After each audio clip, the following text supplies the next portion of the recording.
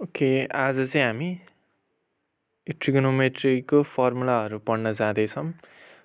यसलाई रट्ने भन्दा पनि म आज बुझ्ने तरिकाले एक्सप्लेन गर्न ट्राई गर्छु सकेसम्म। र फर्मुला भनेको रट्ने चिज भन्दा पनि आफैले बुझेर आफैले डिराइभ गर्न सक्यो भने दिमागमा नआए पनि लाइक आफैले कपीमा डिराइभ गरेर निकाल्न सक्यो भने त्यो राम्रो झन्। म आज त्यही सिकाउँछु है त। अब यहाँ बेसिक यो तीनटा म सिकाइदिन्छु, त्यसपछि अरू भनेको साइन र कसेकको सिकायो भने कसेक र सेकको पनि त्यस्तै हो, अनि ट्यान र कटको पनि त्यस्तै हो होइन। अब साइन र कसेक अफ थेटाहरूको प्रडक्ट लियो भने स्योरली 1 आउँछ। किन त साइन भनेको साइन अफ थेटा भनेको p/h हुन्छ र कसेक अफ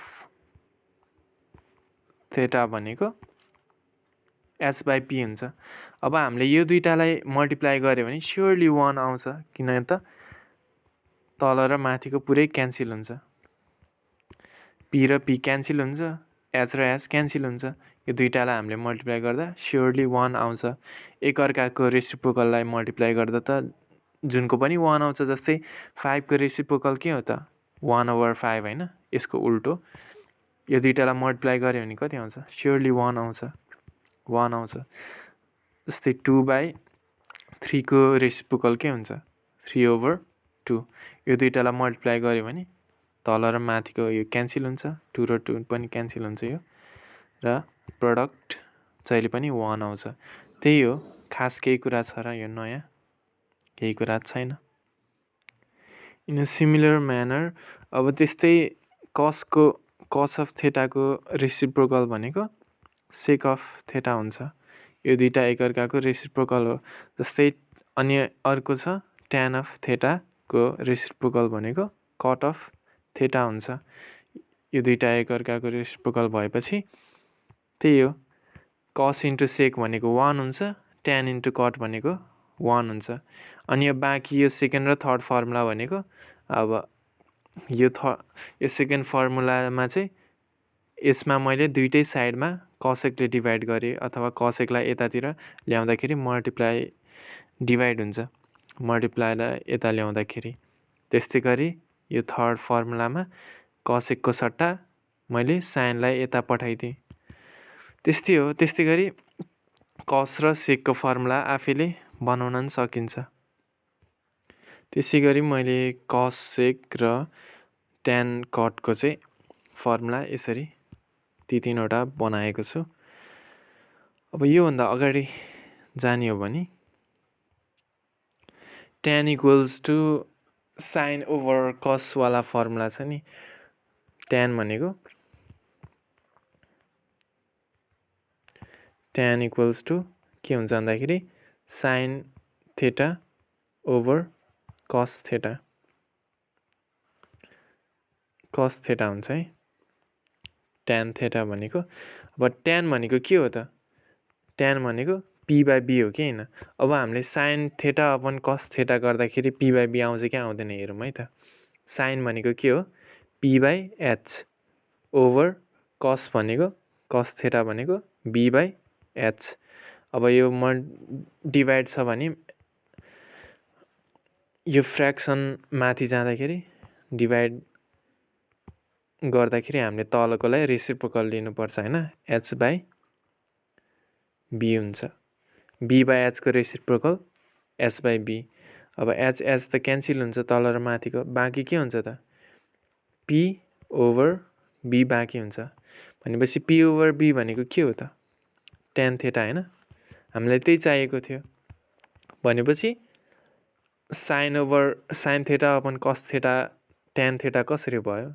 हामीले यसरी बुझ्यौँ नि।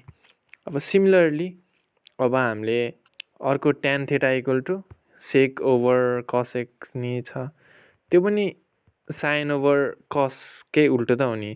अब साइन हामीले तल पठाइदियौँ भने रेसिप्रोकल हुँदा के हुन्छ त? माथि साइन थियो भने तल जाँदाखेरि कसेक हुन्छ, कसेक थेटा। अनि तलको कस मासतिर जाँदाखेरि रेसिप्रोकल हुँदाखेरि सेक हुन्छ, सेक अफ थेटा भनेपछि tan equals to sec theta over cosec theta हुन्छ होइन। अब हामीले यसलाई भेरिफाई पनि गर्न सक्छौँ। सेक भनेको के हो? h ओभर b होल अपन कसेक भनेको h ओभर p हुन्छ। अब सिमिलरली त्यस्तै गरी अब यो फ्र्याक्सनको रेसिप्रोकल लेखौँ इन्टु p बाई h हुन्छ। अब h त क्यान्सिल हुन्छ, बाँकी के बच्यो? p बाई b हुन्छ। p बाई b भनेको नै tan थेटा भनेपछि सेक ओभर कसेक भनेको पनि tan थेटा नै हो। अब यो मेन कुरा चाहिँ हामीलाई साइनको र कसको बारेमा चाहिँ उसमा चाहिँ थाहा हुनु पऱ्यो, अरू त यसै आइहाल्छ नि। अब कट भनेको के हो त? कट भनेको कस ओभर साइन हुन्छ, त्यो पनि हामीलाई सम्झिरहनै पर्दैन नि। अब हामीलाई ट्यानको आएपछि कटको त यसै आइहाल्छ। कट भनेको के हो हामीलाई थाहा छ, 1 ओभर tan हो, अनि 1 होल अपन tan भनेको के हो? साइन अपन कस हुन्छ होइन, साइन थेटा अपन कस थेटा। अब यो 1 ओभर छ, अब हामीले यसलाई माथि लग्दाखेरि रेसिप्रोकल हुन्छ अब यिनीहरूको, कस थेटा ओभर साइन थेटा हुन्छ। त्यस्तै गरी अब हामीले सिमिलरली अब साइनलाई हामीले माथि एउटा अर्को फर्मुला यत्तिकै बनिहाल्यो, कट थेटा इक्वल टु कस ओभर साइन थेटा। यो अर्को फर्मुला बन्यो। अब फेरि अर्को फर्मुला हामी आफैले बनाऊँ। कट थेटा भनेको साइनलाई हामीले मासतिर लग्यो भने के बन्छ? रेसिप्रोकल हुँदाखेरि कसेक बन्छ, कसेक थेटा बन्छ। त्यस्तै गरी कसलाई हामीले तल ल्यायौँ भने के बन्छ? यो कसको उल्टो के हो? सेक होइन, सेक थेटा बन्छ। अर्को फर्मुला बन्यो। हामीले यसरी जतिसुकै फर्मुला बनाउन पनि सक्छौँ के।